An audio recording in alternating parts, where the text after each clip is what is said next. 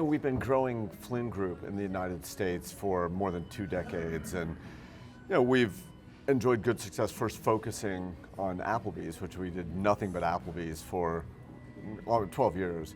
And then we spent another 10 years diversifying domestically as a franchise operator. We went into Taco Bell, Panera, Arby's, Wendy's, and Pizza Hut. But by the time we got to 2022, we had completed that sort of chapter 1 and chapter 2, quest for domestic diversification. And it leads to the question, what's next? We wanted to now take our team and our platform and our experience and our relationship with our brands and do more with it. And international is just a really obvious way for us to do that. So, in thinking about how to expand internationally, frankly, I wanted to be a little conservative. I wanted to take a baby step out of the country. So, we came to Australia and New Zealand in part because, it's the same language. It's the rule of law. I've been here. I lived in Australia for a year. I've been to New Zealand half a dozen times.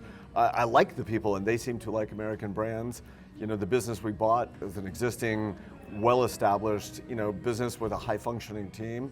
And it was, frankly, a lower risk first step out of the country in a place that I really enjoy coming.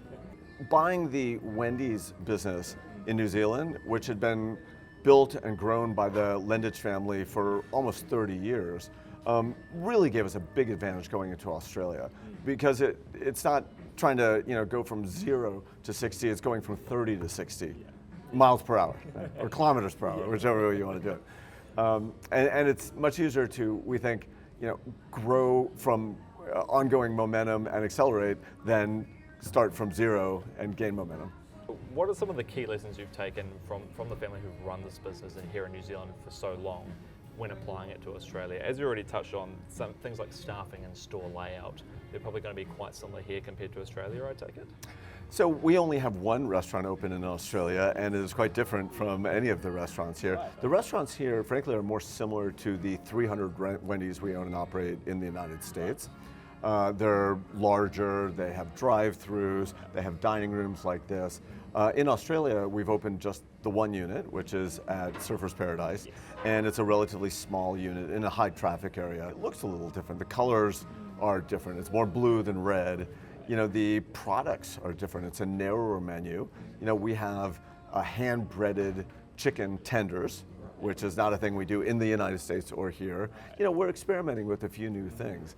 But we've learned a lot from how the Lendage family built this business, and they actually do it fairly differently than the United States too. They've developed, a pretty broad variety of signature products, only in New Zealand products, that I'm coming to understand how beloved they are in New Zealand, and we will be slow to mess with any of it. Like, it's not broken and we ain't fixing it. I mean, touching on the New Zealand products, do you have a favorite from any of them that you've tried? I gotta go with the mushroom melt. Good. Fantastic choice. We have a lot of Kiwis who have gone to our Surfers Paradise location, and the question we get over and over again is, where's my mushroom melt? Yeah. I mean, any plans to bring that over potentially? Never say never. Never say never? Okay. Yeah. Have you got anything to say to the people of New Zealand, particularly the Warriors who are sponsored by the Wendy's brand? For the people of New Zealand, I have exactly 3 words. Up the waz. Yes. Good man.